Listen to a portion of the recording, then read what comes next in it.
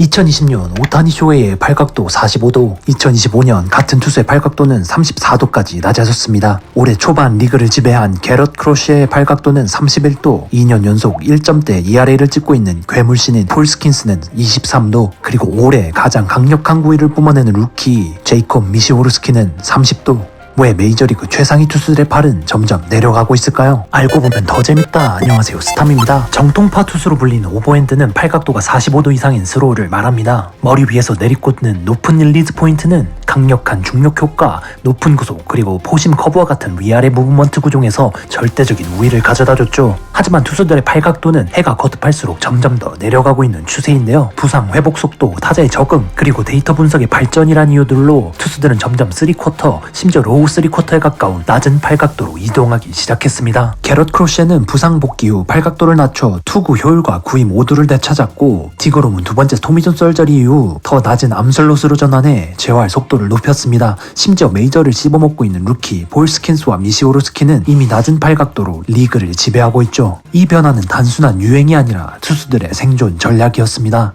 그렇다면 도대체 왜 팔각도를 낮추는 게 최근 투수들의 구위와 구속을 극대화하는 데 도움이 될까요? 이를 잘 이해하기 위해 일단 좋은 포심의 조건부터 살펴보겠습니다. MLB 데이터 분석가들은 오래전부터 좋은 포심 패스트볼의 비밀을 연구해왔는데, 예전에는 구속, 회전수, 수직 무브먼트가 주 논점이었지만 최근엔 VAA, 수직 접근각이란 개념이 핵심으로 떠올랐죠. 간단히 말해 투수가 공을 던질 때 릴리즈 포인트의 높이와 공이 타자 앞에서 지나가는 높이를 함께 고려하는 지표를 말합니다. 이제 이 수직 접근각을 포함해 좋은 포심의 조건을 정리해보겠습니다. 첫째, 릴리즈 포인트는 낮을수록 유리하다. 같은 존 높이라면 릴리즈가 낮을수록 타자의 시야각에 변화가 생겨 헛스윙 비율이 올라갑니다. 특히 낮은 릴리즈에서 높은 코스를 공략하면 타자가 공을 끝까지 따라가기가 어려워지죠. 둘째, 높은 코스를 적극 활용해라. 상대 구속이 같다면 존 상단 또는 그보다 조금 위 바깥 존에서 헛스윙을 더 많이 유도할 수 있습니다. 높은 코스일수록 안타 허용 위험도가 낮아지는 경향이 있죠. 셋째, 수직 무브먼트는 클수록 좋다. 평균보다 많이 뜨는 패스트볼은 릴리즈가 높더라도 다양한 존에서 효율을 냅니다. 반대로 가라앉는 포심은 헛스윙 비율이 떨어지므로 낮은 릴리즈와 높은 코스로 보완해야 합니다. 넷째, 가능한 한 빠르게. 구속이 빠를수록 헛스윙 비율은 상승합니다. 다만 구속이 평균 이하라면 더 정밀한 제구와 이상적인 릴리즈와 적절한 코스 조합이 필수입니다. 결국 좋은 포심은 단순히 빠른 공이 아니라 릴리즈 높이, 무브먼트, 존 공략의 최적 조합에서 탄생합니다. 바로 여기서 팔각도를 낮추는 이유가 나옵니다. 혹시 매달 나가는 통신비 부담스럽지 않으신가요? 여기 통신 요금제를 줄일 수 있는 꿀팁, 폰비 사용법 공유드립니다. 5만 명 이상 사용하는 폰비가 최대 48만원도 주고 인터넷도 바꿔줍니다. 48만원 상당의 현물이 아닌 진짜 현금 사은품으로 드린다고 하네요. 현재 폰비 인터넷 요금제 오픈 기념으로 최대 혜택 제공 중이라고 하는데요. 혹시 다른 곳에서 더 많은 현금 혜택을 준다면 차액의 120%를 보상해준다고 합니다. 진짜 전문가와 톡 상담받고 지금 최대 48만원의 혜택 꼭 받으세요. 팔 각도를 낮추면 릴리즈가 자동으로 낮아지고, 이는 곧 좋은 포심의 핵심 조건 중 하나를 충족시킵니다. 게다가 팔각도를 낮추면 슬라이더나 투심과 같은 다른 구종도 타자에게 더 옆에서 튀어나온 듯한 각도를 만들 수 있죠. 무엇보다 요즘 MLB의 피칭 트렌드는 하이 패스트볼이 중심인데요. 높은 존에서 빠르게 들어오는 포심은 타자의 시야와 반응 시간을 압박하는데, 앞에서 언급한 수직 접근각 이론에 따르면 낮은 팔각도에서 뿌려지는 빠른 공은 이 전략과 절묘하게 맞아떨어집니다. 결국 낮은 팔각도는 트렌드와 데이터가 동시에 요구하는 형태인 셈이죠.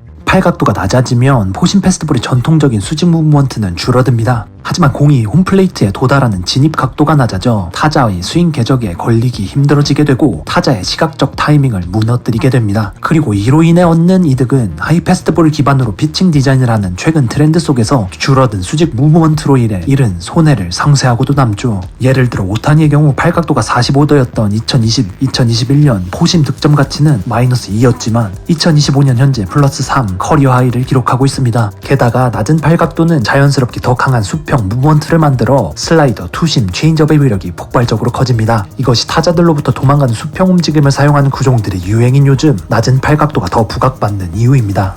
또한 낮은 팔각도는 어깨 라인이 골반 라인과 평행해지는 로우 3쿼터 형태를 만듭니다. 이는 팔의 가동 범위를 줄여 관절 부담을 줄이고 투수가 자신의 최대 회전을 훨씬 편하게 쓸 수 있게 만들어줍니다. 이것이 부상에서 막 복귀한 투수들이 이 폼을 채택하는 이유인 거죠.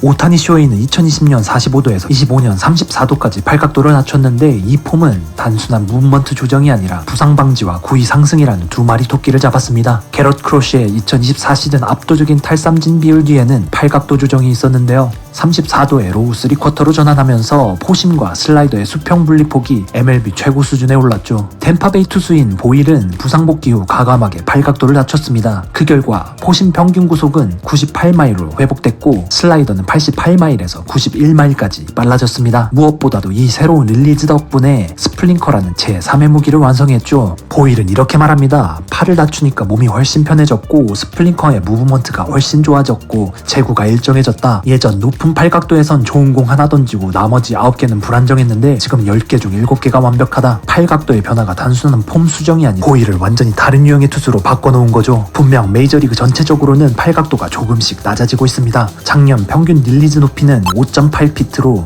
추적 시스템 도입 이후 가장 낮은 수치를 기록했죠. 하지만 그렇다고 해서 모든 투수가 팔각도를 낮추는 것이 정답은 아닙니다. 예를 들어 커터를 주무기로 삼는 켈리 젠스는 2022년 72도로 가장 높은 팔각도를 가진 투수였습니다. 그러나 2023년 팔각도를 47도까지 낮추자 시그니처 구종인 커터의 무브먼트가 눈에 띄게 떨어졌습니다. 그 결과 삼진율은 커리어 최저인 27%까지 감소했죠. 이는 단순한 폼 변화가 곧 성과로 이어지지 않는다는 대표적인 사례입니다. 오히려 2024년 들어 팔각도를 다시 높이자 커터의 무브먼트와 탈삼진 능력이 함께 회복되었죠. 결국 중요한 건 자신의 구종 조합과 스타일에 가장 잘 맞는 각도를 찾는 것입니다. 팔각도 변화는 단순한 유행이 아니라 각 투수의 무기와 전략에 맞춰 최적화되어야 합니다. 팔 각도의 변화는 단순한 스타일의 변신이 아닙니다. 부상에서 살아남기 위한 생존 전략이자 타자를 압도하기 위한 데이터 분석의 결과물입니다. 위에서 내리꽂는 것만이 정답인 시대는 끝났습니다. 이제 마운드 위에서 더 낮고 더 빠르고 더 치명적인 구위의 공들이 낮은 팔각도에서 더 많이 뿌려질 겁니다.